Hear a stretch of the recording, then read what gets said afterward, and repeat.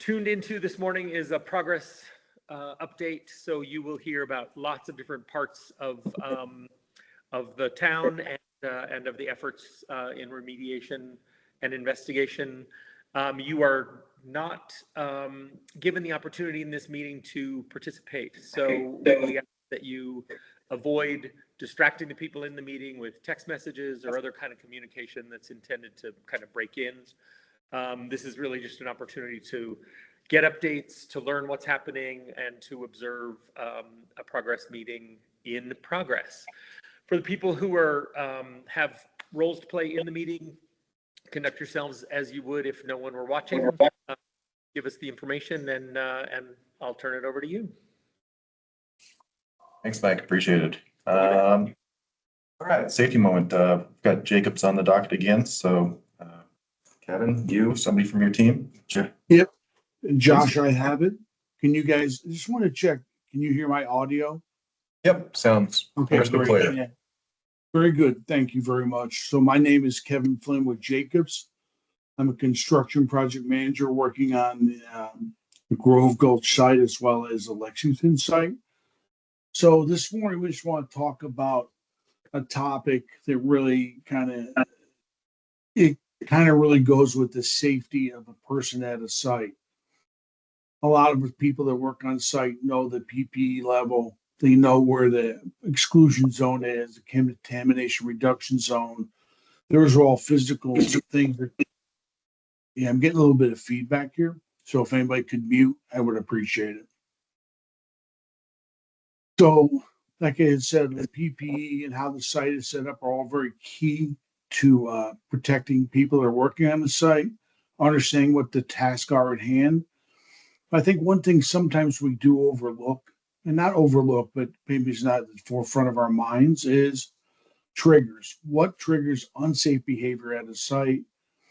And then what can you do to mitigate that and make sure it really doesn't become part of your daily routine? So really, when we talk about safety, I think the biggest thing is safety begins with you.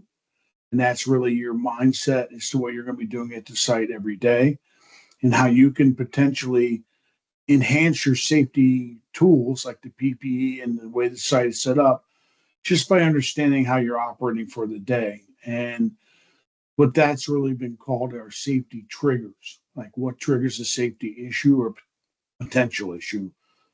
So it's really mitigating the personal risk of injury, mitigating the risk of injury to others, and obviously reducing the risk of causing damage to property or the environment.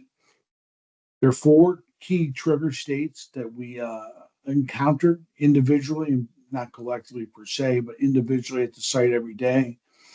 And they're pretty common, not just for work, but also for home issues, right? When you're working around the house or you're doing something that needs to get done, you're driving your car and maybe you're taking a few turns a little too fast or passing people when you shouldn't. I'm not saying that occurs, but just you probably have seen it for sure.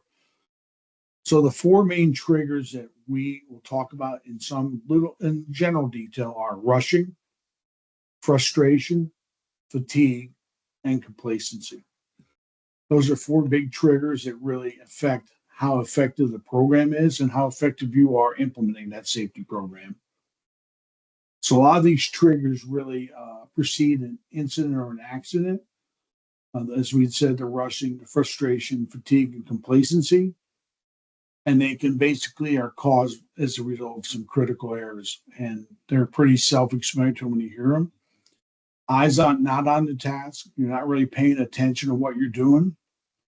Your mind is someplace else. It's not on the task, where you may be thinking about something needs to be done at home or bills to pay or things that need to get done. And that's not unusual. But when you're in work, you really need to keep your focus on what you're doing, especially when you're working with a group of people. Their safety depends on your ability to really be in the game, so to speak.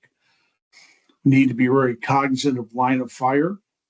So if you're being complacent, you may not really even look at or recognize what a line of fire situation could be, where you can come in contact with heavy equipment, truck traffic, things that you really want to avoid at all costs. And one of the other ones with these triggers is, I would say, more on the rushing side, The last one is balance, traction, or grip. You're kind of in a hurry. You just don't care what you need to do to move something from point A to point B. If you're moving it manually, you just kind of maybe don't clear the way to get to the point B, and you either trip, slip, or fall because you haven't taken the time, whether it's complacency or rushing. It really puts you in a bad situation where you could get hurt, trip, slip, or fall. And this not really acknowledging the trigger states really leads to potential injury, illness, potentially spills if you're carrying liquids, and collisions. So there's a lot of things that just by not being in the game and not recognizing these trigger states can really cause a situation. So what you really want to do as you perform your work on site, you want to recognize the triggers in your environment and modify the situation or behavior. Some examples of help, hopefully breaking that current trigger state, say for complacency or rushing. We have a situation we call step back and take two, where somebody recognizes the operation is not going as planned. So they call, like probably the project leader would call somewhat of a timeout. Everybody gets together. They take a few minutes, just make sure everybody's kind of aligned. All the objectives are defined and take care of any potential safety issues that need to be taken care of. So stopping and stepping back and taking a couple minutes is not the worst thing to do. I know we're all very interested in getting things done quickly, but getting things done quickly without safety is not a good situation. Safety always is first.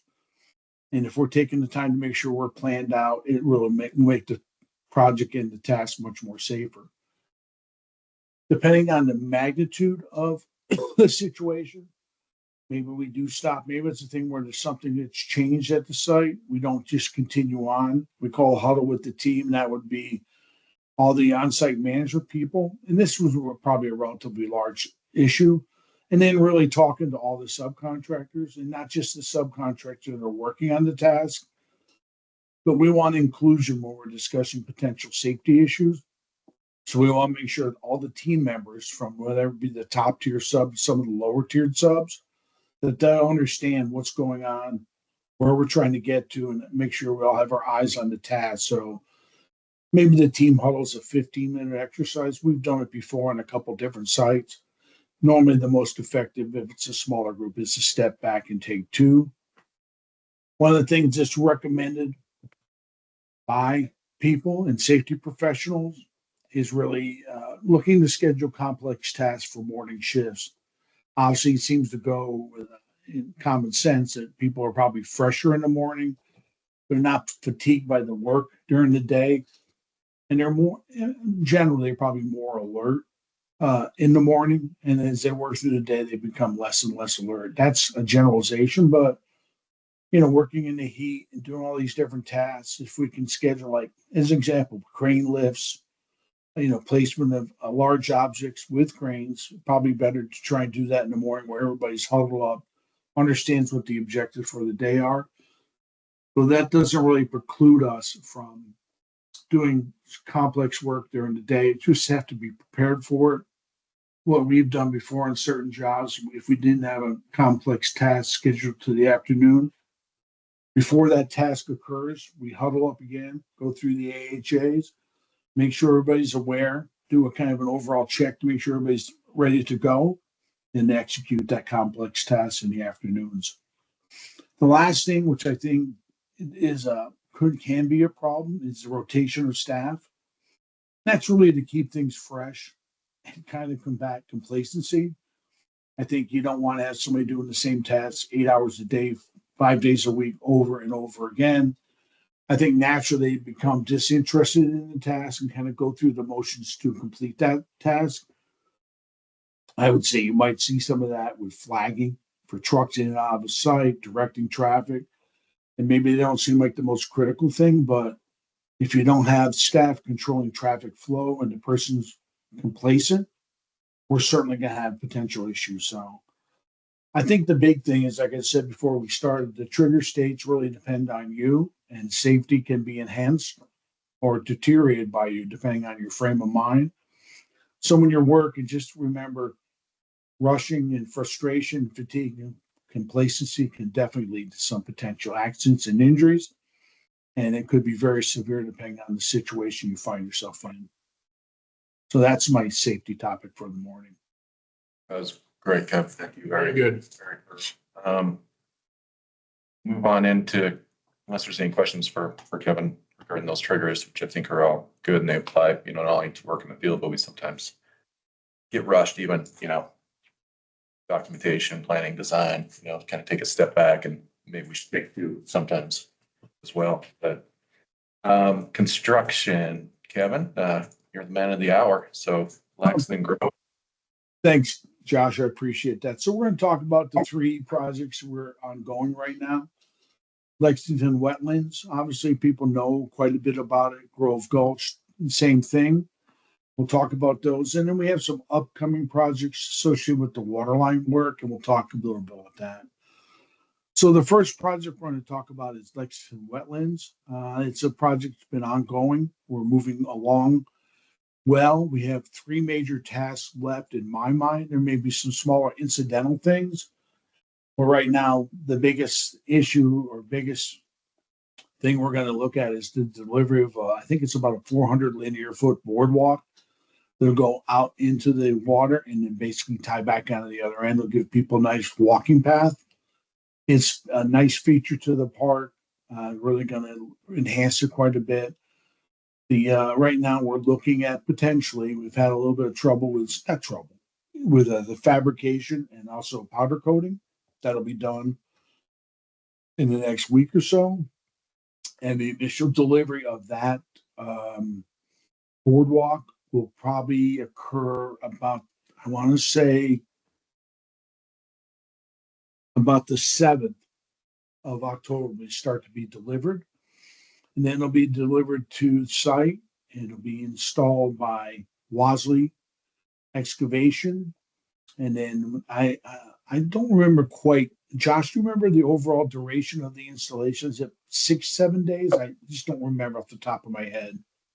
Yeah, I think maybe up to 2 weeks. I think it'll take a little time for the team to get their footing under them with assembly process and working it out, building into the water and then looping back. So it'll be a cool feature, like you said.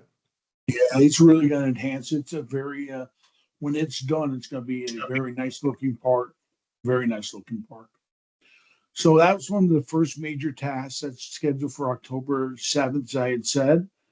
The other thing you're going to see if you drive by the site now is a lot of nice landscaping being installed. That's being installed by LRS, and they're also doing landscaping, and we're doing drip irrigation and water, like for sprinkler systems. A lot of it, I can't remember what the exact percentage of it is complete, but that is ongoing. There's some very nice vegetation, trees put in there, and it's really going to enhance the appeal of that park when you get a good look at it. I'd say that's probably going on for at least probably a half a month to a month, and we'll be tying that in, including it. The last thing we're working on, it's a major task, is the construction of the bathroom. It's not a big structure. I think it's 10 by 12 approximately. We basically have the foundation and the slab poured. And that, what we're waiting on right now is to really frame out the walls and get those walls framed out, put a roof on it, complete the plumbing, which allows us then to basically go in and tie in the electrical. That's really a feature, a permanent feature that we need to get finished up. We're waiting on an insulation for the walls that we need to put in, and we're hoping that's here late this week or probably early next week. And I'd say they probably have got roughly a couple weeks to basically hopefully get that finished up, and we have some more things to do associated with the electric and the water. But those are the three big tasks that I'm really kind of focused on. We basically are just tracking them, and again, like I said, getting in that boardwalk. When you see that, it's going to be a very impressive feature, and I think the landscaping kind of speaks for itself. It's I've never been out in Montana that much, so it's really a nice looking park in my mind. So, Josh, any other things you want to add on on Lexington? No, I don't, just, we completed the curb and gutter alignment, and then we'll be installing sidewalk, ADA accessibility, and then paving here in the next. Well, I think Brent wants to do that after the restrooms installed, so we don't tear up the asphalt, so. Getting closer to time, yeah. It's, Grove Gulch, Kev. Okay, sounds good. Thanks, Josh. I appreciate it. So the next project we're working on concurrently is a focus for us. Obviously, it's called the Grove Gulch site. We have done some initial excavation / site preparation to get material over to BRW. And that's the precursor to backfilling the excavations and creating a stable work platform for the installation of what's called helical soil anchors. And they're basically anchors that are designed to keep the structures we're going to pour in place and make sure that they're stable and they wouldn't move. This is a site that the grading and the placement of these structures is very critical. We have very tight tolerance. So far, we're in pretty good shape. Everything we wanted to move off the site has been moved off. We've done some select dewatering, both by on-site treatment and also by transportation and transport to I think it's called the BTL, the Butte Treatment Lagoons. That two-pronged approach has proved to be very effective. We basically are caught up. We had some standing water. We had hauled a fair amount of water out of there. Now that water is gone, so the site has been drying out well. Wasley Construction is working on the site. They're doing some backfilling to get ready to access the structures. And then once Brett is done with their work, then we're going to basically come in with two contractors, a company called Yellowstone Structural to put in the helical piers. And it's there's a fair amount of them. There's 102, which for the three structures. And then behind that, we're going to have Forge come in and pour these big concrete structures that help are the precursor to making sure we can control water flow in and out of that location. So the project has been going, in my mind, going well. Obviously, we're very cognizant of the weather as we move down the timeline. And we're working very closely with the subs and the owner to make sure we're aligned and we mobilize in to do this work. If the weather turns sour, that's an issue, but we're making sure that we're planning well and making sure that everything we can do to make sure this job goes off. This part of the job goes off without a hitch. So it's, I think we've been on site, I want to say 32 work days. So a little over a couple months, but so far so good. Really nothing out of what we didn't expect. And like I said, we're pushing to the finish line to get these features installed and hopefully before the winter really turns bad. So that's kind of Grove Gulch in a nutshell. Josh, anything you want to add to that one? No, I think that's a good summary. We did, we spoke about this in our construction update. We're going to be pretty sensitive with that enhanced dewatering system. We did notice, because we had it sitting over the weekend, that we had some freezing adjacent to a couple lanes. The contractor noticed and had to thaw it out. So if it's not pumping water, it's not very useful. And with temperatures going to continue to decrease, we'll continue to monitor that and see perhaps we can keep up the water trucks, but kind of to be determined still. But overall, I think you're right. It's going well. Really focused in from Atlantic Richfield's perspective on getting those structures done and getting the site backfilled, and hopefully leaving only kind of touch-up work next year if we can. But whether Cool. Yep. I can cover the next one. Sure. Casey Street.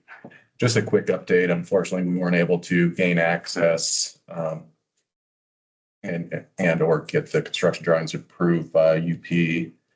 So, can we kind of set like a deadline of mid-September, kind of as a go, no go, so we wouldn't be pushing into the winter season. So Casey Street water line will be a no-go this year.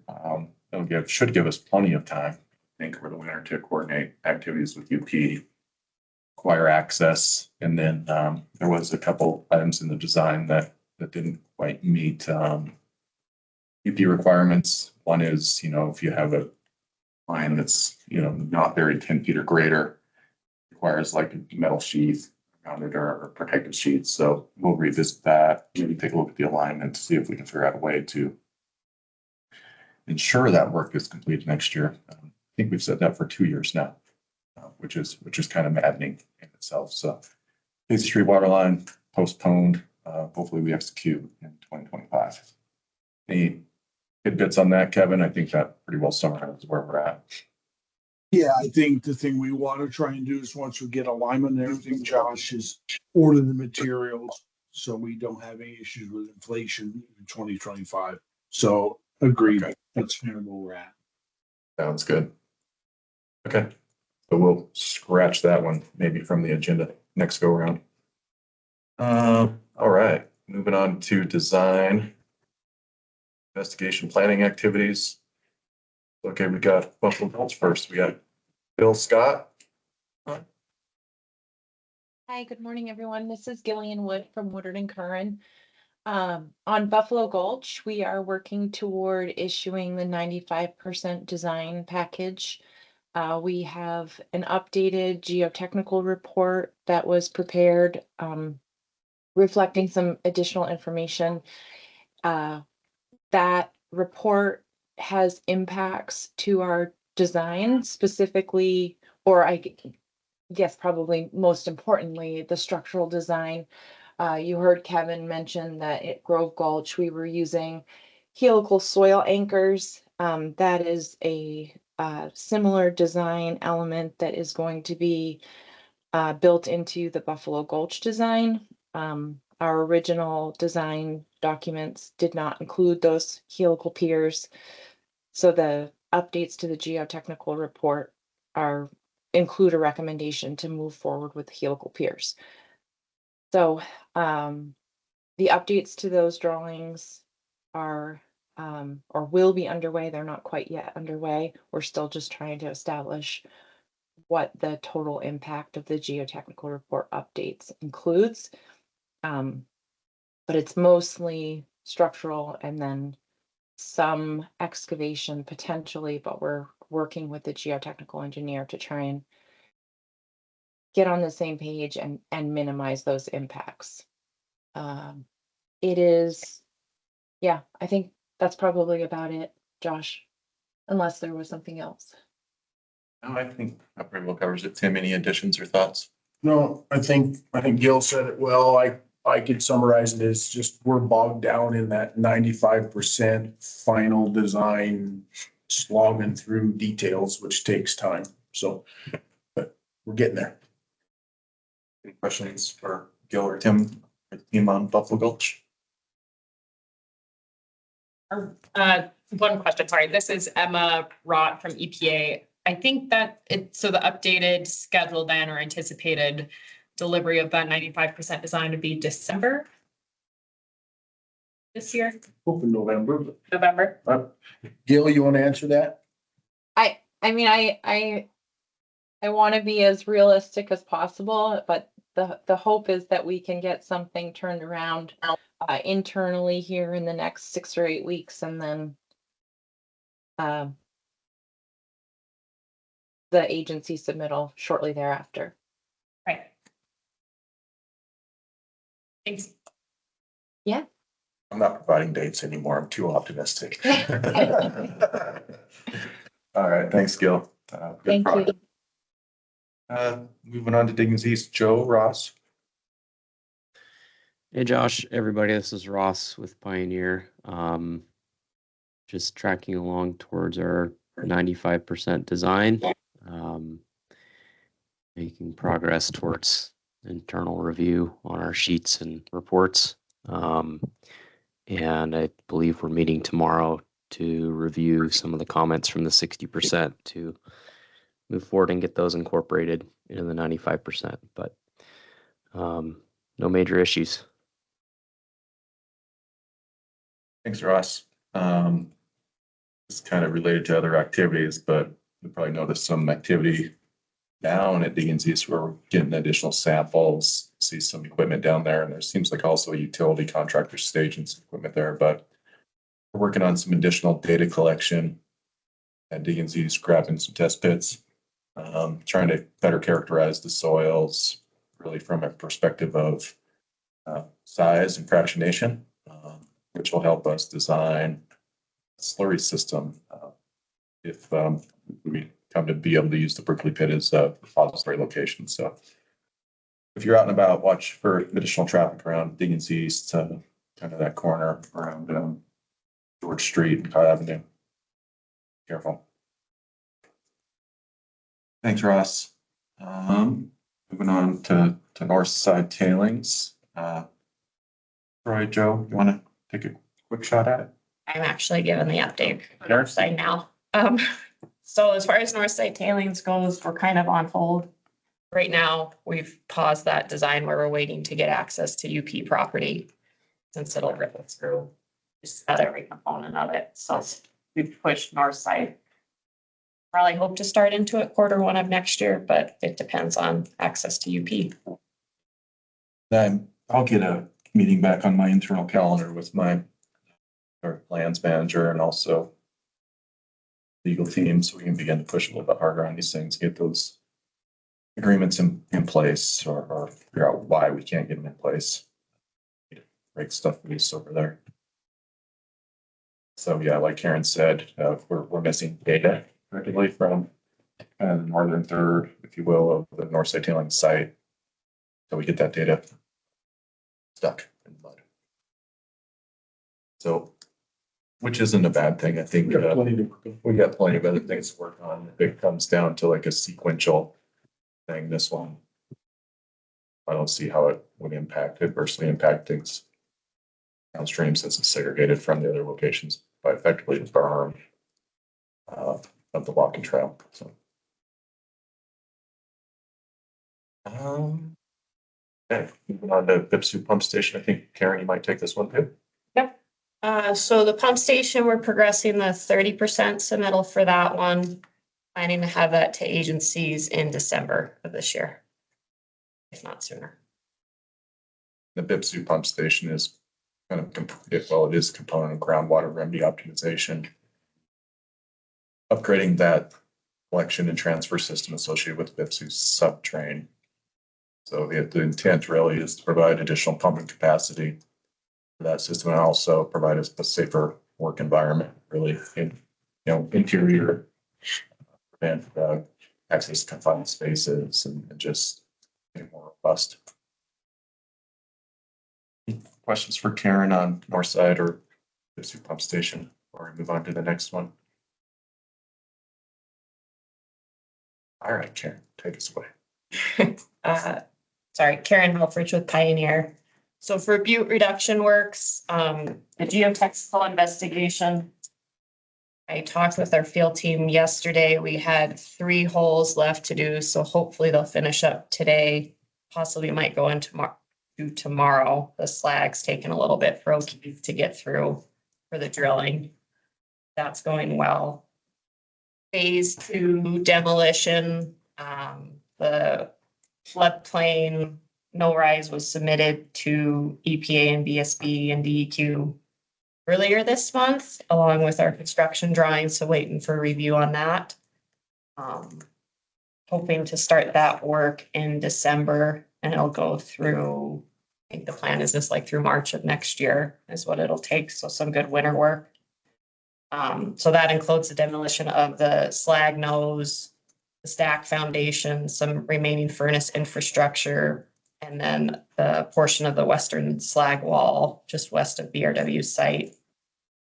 And then as a general update for BRW, we're progressing the 60% submittal. Focused on kind of some final grading utilities, adjusting some elements to changes in end land use. The hope is to have a 60% submittal to agencies by the end of this year.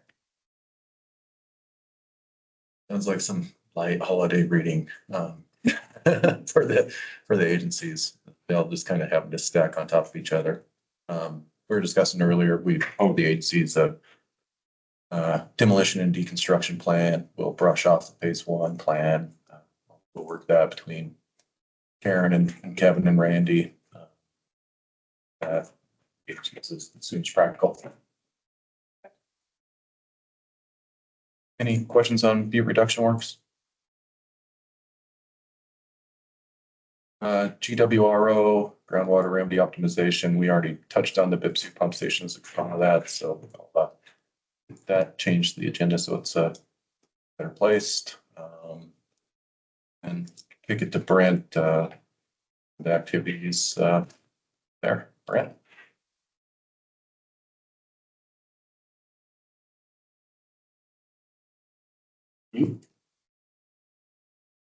No, Brent may not be on, so I'll take a shot at it. So infiltration evaluation and leak detection. This is an important piece of the overall project, and it kind of hinges on some evaluation at Diggings East. Just kind of bucket everything groundwater and groundwater, but we've viewed our tech analysis of that requirement of the BPSOU. We've had multiple iterations of technical review, both from people that have been hands-on with it since the beginning. We've got some fresh eye reviews, so just going through some final touch-up, make sure the document from a technical standpoint fulfills the BPSOU requirements, and also, we can also check those BPSOU boxes, if you will, to ensure that we've done our diligence on it. Overall, the methodology proposed in the BPSOU probably is not realistic in the terms of, to the extent practical, to get down to 1 × 10⁻⁶ kind of sensitivity. So we hope to get that out soon, and then of course that'll provide a better insight to really the Diggings East, like was mentioned in all the Diggings East comments. So get it out within, I don't know, let's just say 2 to 4 weeks. Tim, do you think that's fair? Yeah. Closer to 3 or 4. 3 or 4. So he's okay. So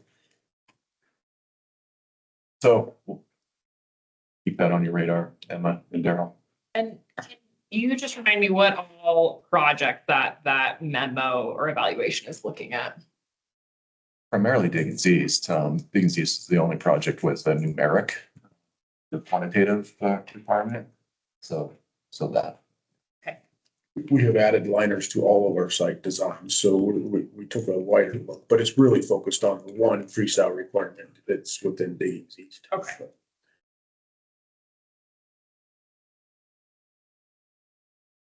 All right, BTC hydraulic control. We did resubmit the PDI-PR, I believe, PDI-WP. So that's over the agencies, and we're progressing forward with some design elements. We were kind of talking yesterday with Logan. This is an item that we'd like to have installed prior to EQ begin preparing actions, just so it's there. The floodplain is reconstructed within Blacktail Creek, and the sediments are placed within the stream bed. That system's functional.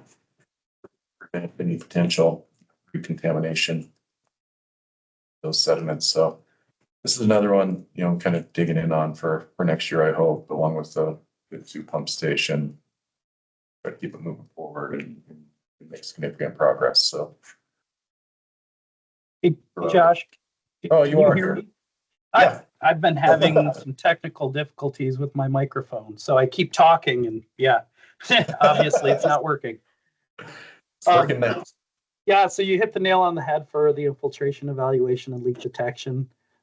So that's great. And by the way, this is Brent Lusick with Stantec. In regards to the BTC hydraulic control, yes, the PDI ER, the draft final, was resubmitted to the agencies for review last Monday. That also included the site groundwater model updates in response to the EPA's comments. So that's version 2.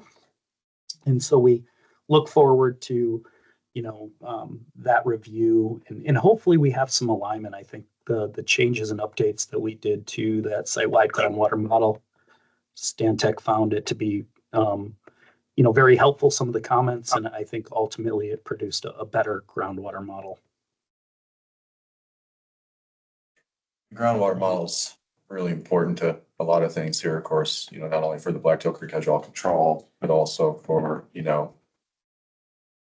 configuration of groundwater monitoring network, which also plays into, the monitoring requirements for the infiltration leak detection system. So gaining alignment on that model is paramount to the success of the project. So, hopefully we're closer now, and maybe there's some minimal kind of comments on it. We can get that just dialed in, agreed to. That way we can progress with all these other elements that are impacted by it. Thanks, Brent. Any other additions, any questions for Brent? All right, moving on to Blacktail Creek. Logan, Daryl.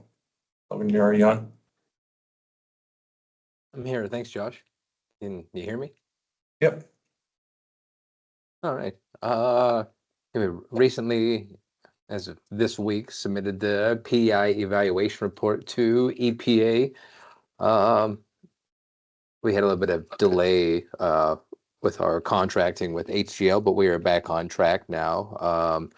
We'll be starting the 39, and I think also starting to take a look at the approved data gap study, and hopefully start to put together our own plan for EPA's review and approval.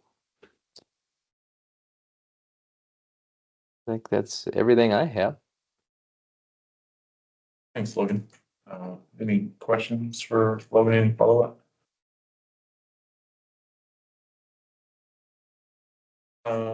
Moving on to Copper Mountain. Emily, I'll take a run at this since I'm the holdup here. Apologies, I need to go back through this document, make sure it's ready to be distributed. Make sure we've got an internal technical alignment, and then hopefully we can get it out within 1 to 2 weeks. I'm pretty optimistic at this point. So again, on its way, and it's just a data summary report, no interpretation, conclusions, anything like that. And as soon as we get that out, we'll be able to move into development and coordinate. Well, I'd say coordination first, then development of the conceptual site model with the agencies. I think 1 to 2 weeks, Emma, you'll see it. Is there anything else there to address? We'll move on to the planning section. Scrolling down, shouldn't have my name next to this. It should, it's all him. All right, Tim Elmo with Atlantic Richfield. So yeah, 1 and 2 technical specs and CQAP. Those are program level documents. It'll cover all of the sites, all the work areas. So the next round of submittal will come with the first 95%, which will likely be Diggings East. Be Buffalo Gulch too, depending on how those come together. But we're advancing them. It's a lot of work kind of to make these program-wide documents and get them right so they cover all the sites. But in the end, that's going to be a lot better for us. So you guys will see that with the first 95%, probably Diggings East coming up later in the year here. I'll cover 3, 4, and 5. Materials management plan is redundant to below, but it is a kind of program document. We're getting really close from an internal perspective. We got a meeting later this week with management and our legal team to kind of review where we're at with that document. I think it's looking pretty clean. So we get it prepared from our perspective. We need to share it with Montana Resources as they've been, working with us to potentially utilize the Berkeley pit for disposal of BPSOU waste, and also the Shields Avenue location, which is on MR property. So we'll get that done from AR, and then we'll get it shipped over to Montana Resources and work with them to be responsive to any questions or comments they have from us, from their perspective, both from info related, and then also, of course, an operating mindset. So we're making good progress on that. Hopefully we'll get it out to Montana Resources. O&M plan, might need Andy's help on this. There's some emails flying around between the Stantec team Andy and myself trying to get a meeting set up to kind of go through where we're at on that and this O&M plan. O&M will cover all the project sites. I think we've discussed in the past that we're kind of utilizing or blending two plans from previous projects. One, the two treatment lagoons plan, from kind of the water component, and kind of the inland use plan from golf course old works over in Anaconda. So look forward to seeing where we're at on that and continue to advance it, because it also needs to go in, I think, draft form, 95% requirements of the pre-sal. So Yep, you nailed it, Josh. This is Andy White with Aspects. So we're progressing that, really breaking out between what's inland use and what's remedy. And then we're looking for the draft going in with the 95% of either Diggins East or Button. That's what comes first. greener cleanups. Emily got this to me a while ago. I've been through the first third of it. I need to just crack it back open and continue on. And I this report since initial iterations of it, really focusing in on what the guidance suggests doing and being very specific to that. So we kind of got rid of a lot of fluff that was kind of drawing to comments. So we're really just simplifying document, making it specific to the work activities of the remedial action and going to button it up. So Emily, thanks for your patience. I'll try to turn that around. This week's not looking good for me, but maybe next week. Any question on program plans? Those, I mean, Karen, any additions, CQAP, CMQAP? This is Andy White with that. One thing we didn't talk about, we were planning on having the CQAP and the construction monitoring QAP come in about the same time as the 95% designs. Depending on the timing of the materials management plan, we may hold off on the construction monitoring QAP to have that aligned with there, because there may be components of the materials management plan that fall into the monitoring QAP. So timing wise, we'd like them all to go at the same time. That one may linger depending on the materials management plan. We'll just keep you up to date. Okay, that sounds good. I think this is Emma from EA. I think, well, yeah, we'll just have to talk about that, because I think a lot of our review is going to hinge on a lot of the information that's in those documents. So if we're already at the 95%, I don't know that we'll be able to do a comprehensive review without some of those key documents. So I think we can talk about timing if those aren't coming in.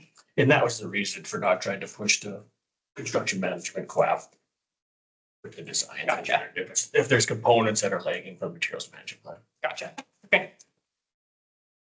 Moving on to repository, I think I've covered the materials management plan pretty well. Made good progress. Looking forward to turn that over to Montana Resources with their input feedback. RSS technical evaluations and recommendations report. The team's working to fulfill those kind of step forward requirements for the technical evaluations and the what do we call them, conceptual development plans for each of the potential remaining repository locations. Once we get that report kind of in a suitable form, re-engage the committee, make sure we review those additional criteria that may be appropriate for the final screening step, if you will, and kind of get that buttoned up. Kind of fortunate thing about all these projects is that they're all interrelated. So with the RSS, we'll have to evaluate whether or not we're ready to submit that or the settling dependence recommendation for locations. Tell the materials plan all the review process too. So just they're all interrelated when it comes down to it as we approach kind of the, I wouldn't say the finish line, but the starting line, kind of the construction or button things up for issued for construction drawings. These all need to be finalized too. Investigations activities. Kind of spoke about the work going on at Diggins East and other locations, getting additional data, kind of the composition of the soils, municipal waste and debris across the sites to really evaluate how to be integrated into a slurry system if it was selected as a disposal location. We did complete the drilling activities up in Kelly C&E on potential haul roads. On potential alignment of said slurry line, and also at the Shields Avenue location. So the Jacobs team is working to put that data together, and well, that kind of really is a technical evaluation that supports the RSS. So other technical evaluations I missed. We got the data gap investigation going on that we spoke of. We got the geotechnical. I suppose that's really it that's on the docket for now. Yeah, that's it. Right. Any questions, additions for repository activities?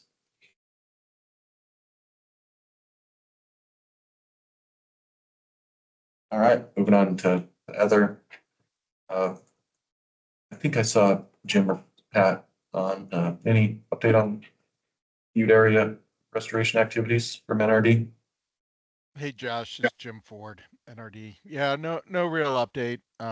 We've run into a couple of hurdles on our sewer line golf course project that we're trying to work through with the country club and the other cooperators, but aside from that, yeah, no new news. Thanks, Jim. Community engagement, not really aware of any upcoming planned activities. Eric, Emma, Daryl, anything on your radars? Anything planned? I guess one thing that may be in the not so distant future was probably some with the repository siting study. Don't want to put any dates out there, but certainly this fall at some point we'll re-engage. All right, with that, I think. Eric, was that you? I was just gonna say that's the only thing I'm aware of, Josh. Oh, thanks, Eric. Okay, moving on to roundtable. I guess I'll go first. I don't think we have any additions to what we presented here in the agenda. Teams are working hard, both on the design and investigation fronts, and in addition to being diligent in the field, implementing construction projects. Still a lot of planning to do, a lot of design activities to come together, and all these supporting documents that need to be buttoned up and finalized really with the 95% submittal. So a lot of irons in the fire and a lot of winter reading coming for the agencies. We will break some projects loose for 2025. Let's go to Daryl, DEQ. This is Daryl Reed, DEQ. Nothing really to add. Thanks for the update. Thanks for everybody's hard work on these projects, and hopefully we'll get some resolution on materials management and repository and like key things that are. Yeah, definitely a critical path. This project doesn't work without a repository, so it's supported by the materials management plan. So that's definitely remains a line that's focused. Eric, beautiful report. Not much to add, but I wanted to thank the teams for the coordination that we have seen through the projects at Lexington and Grove Creek and being able to keep everybody up to speed. So thanks, everybody. Thanks, Eric. And Emma. This is Emma Rott from EPA, and I think what you guys just talked about with the repository was all that I was going to add to, is that seems like that's a pretty critical path for all of these.